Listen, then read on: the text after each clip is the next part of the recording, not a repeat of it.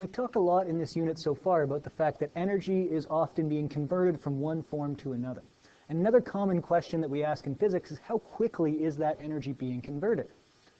And so that's really a question of power. So the definition of power in physics is just the amount of work done, and remember work done just means energy being transformed or changed, per unit of time. So it's a measure of how quickly we're able to change that energy over into some new form. And so to calculate it, we use just that exact definition. So power is just equal to delta E, which you could also think of as work. It could just be a W for work. It's the amount of work done divided by the amount of time that goes by. And in the typical definition, you might see a delta T, but when we actually use this in calculations, as we've done in the past, I'm okay if you just use a T to represent the time that goes by. And so as long as energy is still measured in joules and time will keep in seconds, what we actually get is a special unit for power, which technically is a joule per second, or a joule divided by a second. But we actually give that a special name, and we call it watts. And so the symbol W, when it's used as a unit, is actually representing a unit of power. It's actually named after James Watt, who is an important figure in the development of the steam engine. So if we want to just do a really quick unit analysis of these, once again, the energy is going to be measured in joules, and we're going to divide that by time, which we'll keep in seconds. And when we do that, that gives us this equivalent unit of literally a joule per second, or a joule divided by a second. But we give that a special name and call it a watt.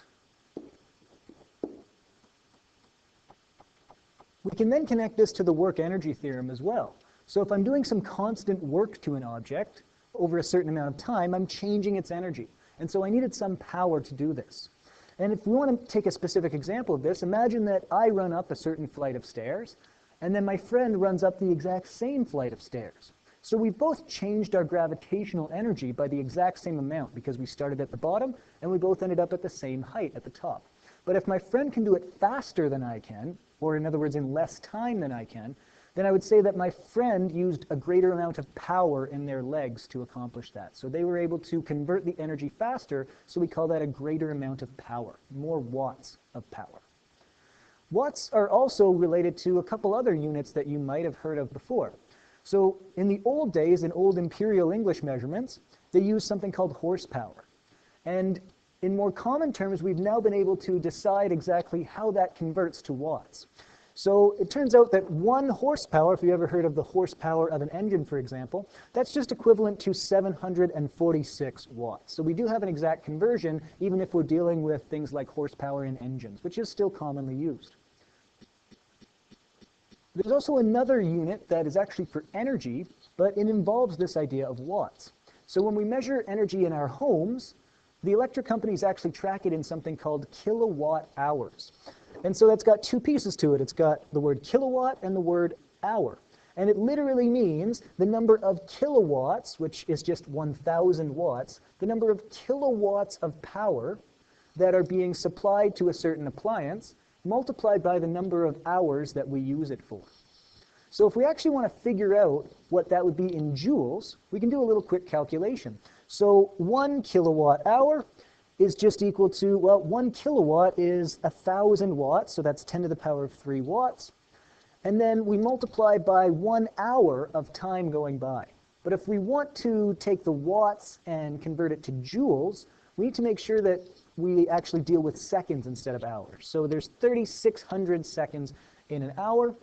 And so if we take 1,000 watts and multiply it by 3,600 seconds, that tells us how many joules are in 1 kilowatt hour.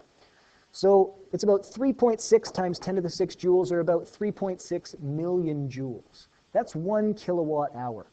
And that 1 kilowatt hour might only cost about maybe 9 or 10 cents from your electrical company. So when we put it in the perspective of joules, we see that we are getting a very large quantity of electrical energy supplied to our homes at a fairly cheap price. So don't take that for granted.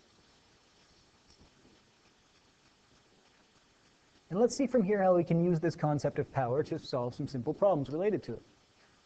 So let's imagine that Superman's laser eyes can generate 4.0 times 10 to the 7 joules of energy, or in other words, 40 million joules of energy. And if he shoots them at Lex Luthor for 20 seconds, let's try and figure out how many watts of power his eyes are actually generating. So we're told how much energy his eyes are able to transform into laser form. So that would be our change in energy, our delta E that we're given. That's the 4.0 times 10 to the 7 joules.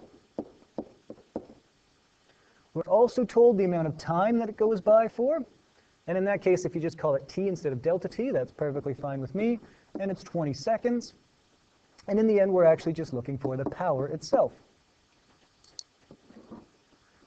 Well, in general, we've just seen the formula that power is equal to however much energy has been transformed divided by the amount of time it took to transform that energy.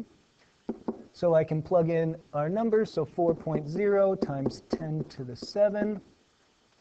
And I'll just include the units, even though you don't necessarily have to, just to show you what's going to happen with the units. I divide by 20 seconds. And you can see from what's happening with the units that our units will be a joule divided by a second, or a joule per second, which is just a watt. So we will get the correct unit. But then when we divide the number parts out, we get 2.0 times 10 to the 6 watts, or about 2 million watts of power. And remember, in general, that is just the same as a joule per second. So a watt is just a special name for 1 joule per second. We can take that a step further then, and sometimes we might know the power already, and we could use that to find out the energy, or maybe other things related to the energy. So let's say we have a second example where Superman's legs are able to push with 4.0 times 10 to the 4 watts of power. So that's about 40,000 watts of power. And if it takes him 8 seconds to hop from the ground to the top of the Daily Planet skyscraper, and his mass is 120 kilograms, can we figure out how high that building is, how high the Daily Planet skyscraper actually is? So we write down what we have. We know that power is now 4.0 times 10 to the 4 watts, 40,000 watts. We're told the time that this all takes place in is about 8.0 seconds.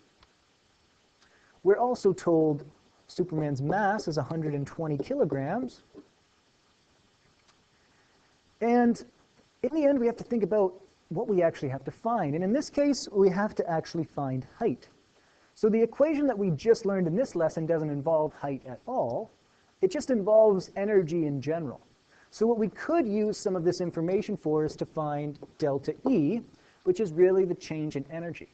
But then if we think about what the change in energy in this question really is, we can focus that more specifically, because Superman started on the very bottom of the building, or on the ground, and ended up at the very top.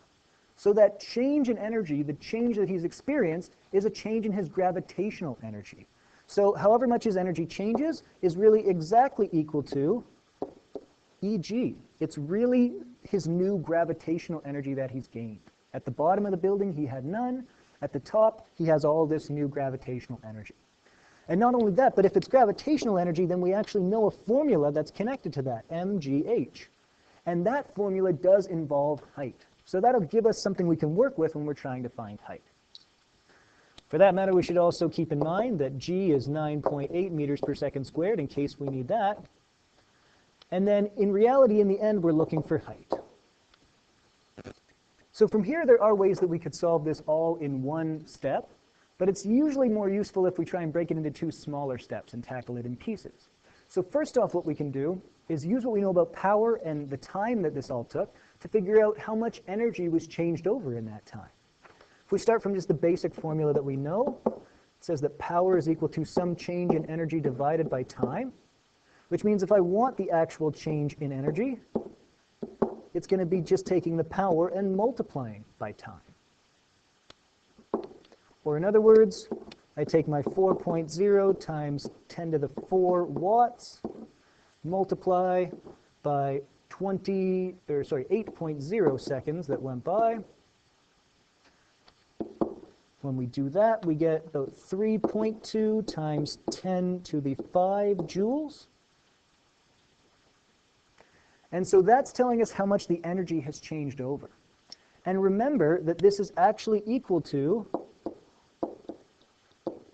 Eg. This is our gravitational energy. So we've actually found what Superman's new amount of gravitational energy is that he has just gained by jumping to the top of the skyscraper.